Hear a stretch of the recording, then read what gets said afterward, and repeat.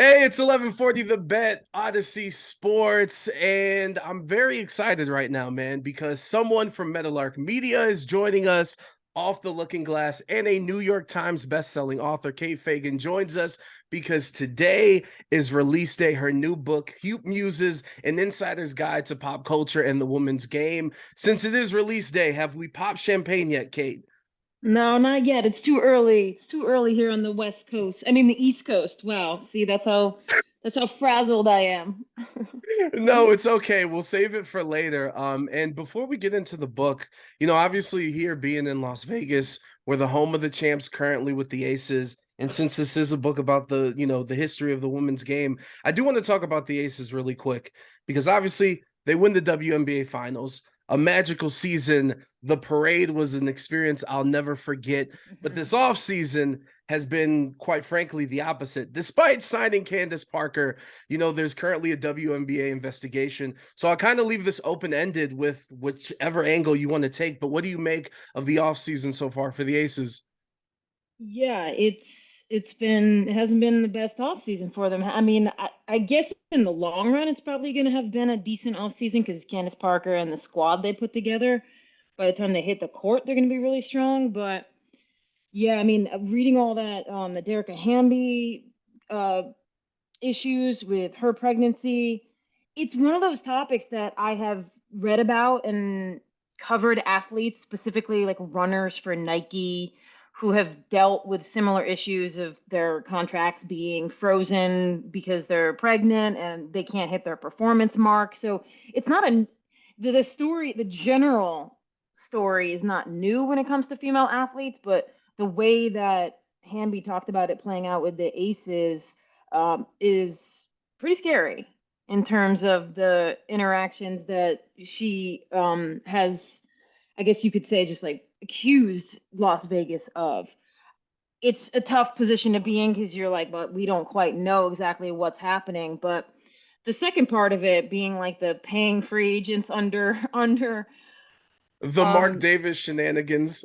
yeah, like that to me, like I'm way more concerned about the Hamby issue than the paying under the table because to me that seems like a growth period issue for the W. Like they're in this place where I think contracts Candace Parker is worth more than the max in the WNBA. I think that's an issue that's going to be solved over the next 5 to 10 years, but we're in this weird place right now where when the market isn't accurate, you see people trying to fix it themselves. So I'm way more concerned about what happened with Hamby than I am about the other one at this point. And to be honest, it's kind of a weird situation. I cover the Aces apart from doing the show that we do. And it's just one of those weird things where I was honestly super disappointed that, now they have the crutch of we're currently in an investigation, but we can't comment. But there was a weird 2 week period where they could have said something. They didn't. Hmm. They waited until Candace Parker was introduced. So now Candace has to deal with this one. She has nothing to do with it. And it was a super disappointing situation. And you bring up, how much Candace Parker's worth. I mean, look at the Aces: Kelsey Plum, Chelsea Gray, Asia Wilson. Pick whoever and how much they're Yeah. actually worth and how talented they are. And you look at the Liberty in New York, which I'll ask you here later on. But do you think that the WNBA is kind of going to be prepared for these new people coming in and wanting to invest and being like, hold on a second, there's not charter flights. I own the Raiders. Like, this is how we treat our Raiders players. I want to treat the Aces the same way. And same with the Nets owner who also owns the Liberty. Like, do you think the WNBA is ready where you have these owners that are ready to invest and put their money into having a successful team? Well, it depends who you're asking if they're ready. Do I think the players are ready? Yeah. I think the players are ready for the next iteration of the W, but you've got a couple factors that are holding the W back. Not like I think these are just like structural issues that the collective bargaining agreement is not going to be renegotiated for a couple of years. So this is what I mean, like by that in between period that the W finds itself in right now, where for the first time in history, the W has they have owners who are solely bought the WNBA team. Not that they were part of the WNBA when David Stern introduced it, but that actually opted to buy a W team. For the first time, you've got what I like to call owners with yacht money. That's not what the W was for the first, 20, the ownership groups were like pieced together and they like had just enough money to keep the franchise afloat and we're kind of like operating month to month. That's the history of the W. And so now you've got this explosion of a couple billionaires who want to push the envelope, and I'm all for that. But we are in this period now where you got billionaires pushing the envelope to what the future is going to be, but you've got a structure in place, you've got a CBA, you've got ways of doing things that aren't there yet. And it's going to be interesting to see how charter flights come about. Just the Liberty swallowing a bunch of fines, or are we going to wait until the CBA actually gets renegotiated and that gets like, whatever you want to say, legally put on the books? Yeah, no, it's super fascinating. And you talk about the history of the W. Your book is the history of the women's game, and it goes back all the way to the 1900s. I want to know, just first and foremost, as we get into the book, which, by the way, I cannot wait. It is on its way. It's in transit. I Okay. physically, I physically need to read this book because it looks beautiful, and everything in it. But I want to know, for you, from idea to brain to now available in bookstores everywhere, like how long was this process? It was about 2 years from the first time I remember, like, I do remember calling my mom on a walk and kind of pitching the idea to her. And I was like, I really think I might take that idea and like put it together into an actual proposal, like see if I can make this a reality. From that moment until now has been about 2 years. And I mean, I've put out other books before, all just writing, no illustrations. So this is the first book, like when people say, like, this was a labor of love. This is the first book where I actually understand what that means because it has been a process, not just the writing of it, but like making sure everything is on the page the way that I envision and the way Sophia envisioned. It has, and like the connection I now feel to the women in history who have just been buried by time and wanting their stories to get even a brief day in the sun. That is on my mind as well in the process of like making this book. So it really is, now I understand that cliche. It And I just can has been. imagine, Yeah. yeah, and I can imagine like the passion kind of leads you through the difficult times. But to me, I get fascinated when someone wants to, you're talking about the history of the game, or someone does a musician or whoever, and you're like, you have to take their whole life and how it's beloved and things like that. Was there ever a period of like, oh, this is very daunting because I have to talk about everything? Oh yeah. Oh yes, because and it felt especially so because everywhere I looked in history, like decades that I thought, oh, well, doesn't, from my knowledge of the game, and I've been pretty well versed in it for a long time, I'm like, oh yeah, no one was playing basketball in the 1930s. Well, that's just not women's basketball. That's just not true. And so it was like discovering all of these stories that, unlike on the men's side, which would have been made into movies at some point, or like just would have been common knowledge understanding, these were stories that maybe had one historian like care and pull together all of the newspaper clippings to make sure that story still lived. And so I felt like I didn't want to commit that sin twice, where history forgot them, and then here I'm creating this book supposedly trying to tell you all of the women and places and moments that have happened in women's basketball history, and I didn't want to do that again. So I felt a lot of responsibility at various points. I mean, there's certain ways the book is put together that are a direct reaction to learning new things about the history and not wanting to leave people out. But at some point we had to send it to the printer. There's still Yeah, things I wish were in it. hey, maybe the follow-up. Let's see what Yeah. happens. And you brought up the 1930s and how vast the knowledge is of it encompasses so much. I'm curious for you if there is one thing, the favorite thing that you learned about the game that you were like, holy crap, like this is so dope. Oh, there were so many. So to me, the one that was like the coolest, if I had to pick one, was I didn't know that Stanford and Cal played the first intercollegiate game against one another in 1896, and that Wow. Wow. the main San Francisco newspapers sent they could only send female writers and illustrators because it would have been scandalous for a man to watch this game apparently in that time. And so you've got the way the game was being played blows my mind. Like women were limited to thirds of the court. You had nine people on each side, and the illustrations and the write-ups from this game are just the stuff of legend. Like, um, the men couldn't watch, but they were like scaling the wall to peek in because, of course, when you tell somebody that they can't watch something, then all of a sudden they're like, I gotta get in on Yeah. that. And the proceeds from the game went to fund Cal's men's upcoming track trip in 1896. So it's like you got this little detail that the first ever women's college game, they subsidized the men. And I just like, I love all of the details around that game. That is absolutely fascinating. And the one thing that I'm looking forward to reading about, as you cover the history, is of course, some of the issues, um, and the hardships that the women have had to go through. And of course, I think it's been talked. We just talked about it. The WNBA salaries, to having to go overseas, and it's funny, right? Like if you think of men's sports, the only comparison I could really think of is like when Latin players go back to their countries and play in winter baseball. But even then, for the most part, some people are doing it because they're trying to get better, but some are just doing it for the love of the game and the love of their country. Whereas it's a necessity for them to go overseas to really make their money, and do what they have to do. And of course, you did this book with Simone Augustus, and I'm just curious, what were those conversations like, specifically to the topic of the salaries and having to go overseas and kind of the grind of trying to make it? Yeah, that having Simone on board this book was really key. And, we have a chapter on the European game, and Simone played in all kinds of places overseas.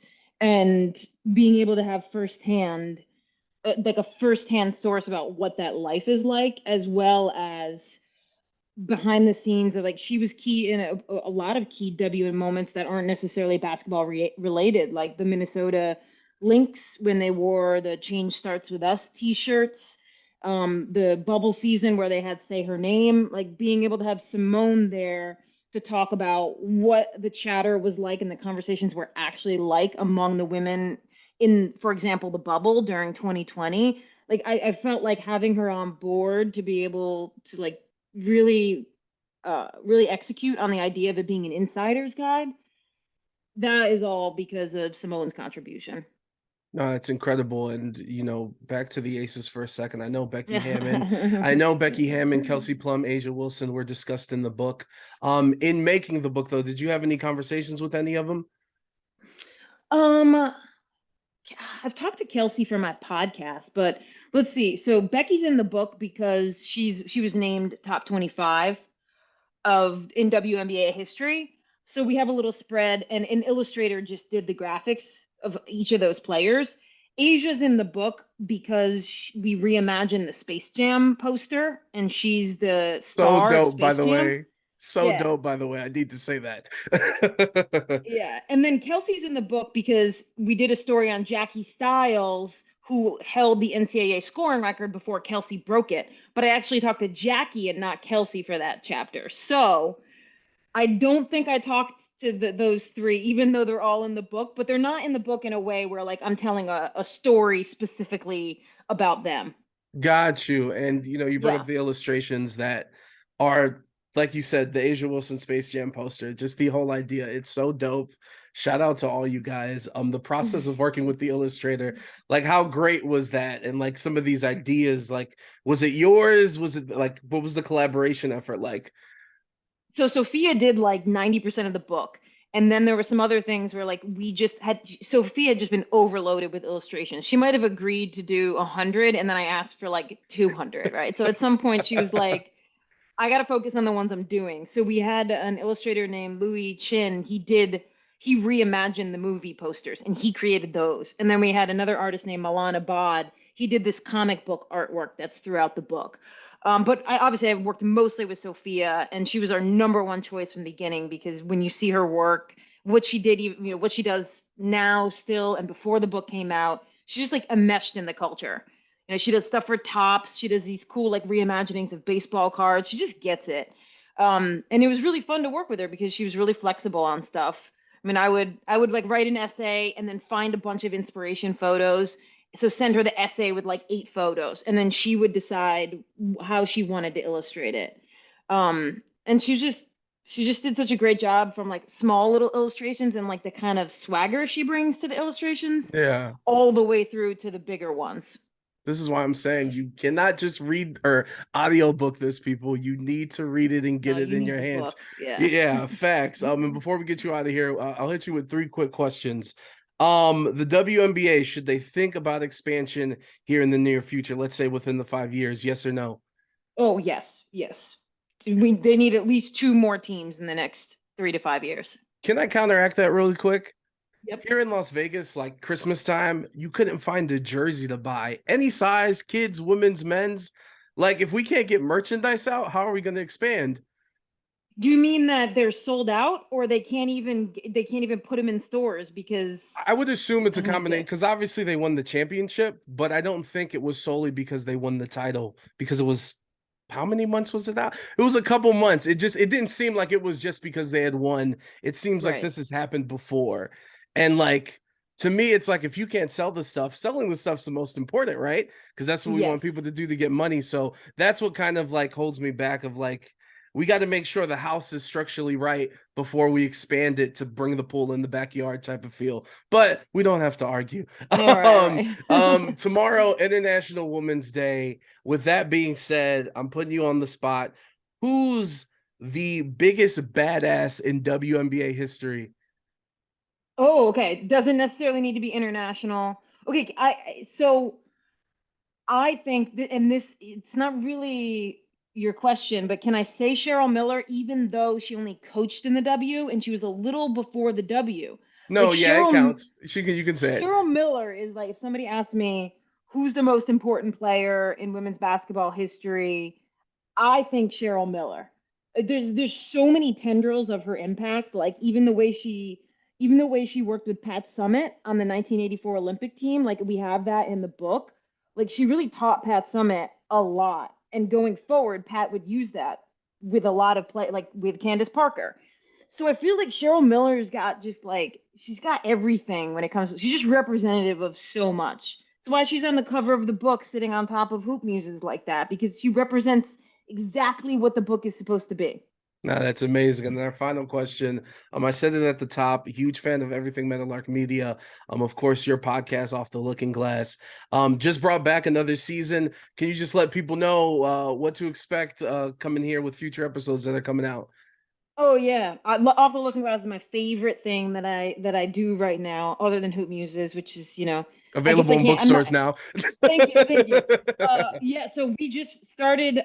It's not just a season now. We're going weekly, I guess, until we get canceled. We're just going weekly until the end of time, and it's sketches. It's produced pieces that tell you stories you've never heard before. Awesome guests. I mean, we had a little Kelsey Plum bit last year. So we've had Dawn Staley, we've had Gina Davis, we really get awesome guests, but we try to do it a little differently like you do here, right? Like not boring. Like we try to bring out their personality. No, I can't. I give it enough credit. And honestly, like I told you that I covered the Aces. It was kind of a situation where I love basketball. I knew that they were dope, but I like had no idea what I was walking into or like learning the league or the topics or the discussion points. And listening to your guys' podcast and some of the things you guys talked about kind of put me up on game. So I'm very appreciative of that and highly recommend 10 out of 10 everything. And with this book too, I can't wait to read it. And thank you so much for the time on release day. Yeah, thanks so much for having me. This is fun. Of course, Hugh Muses, an insider's guide to pop culture and the women's game, available now wherever you get your books. Kate, thank you so much for the time. Thank you. Peace. Thank you, Kate. I appreciate All it. right. See Take ya. care and Have a good one. congrats. You too.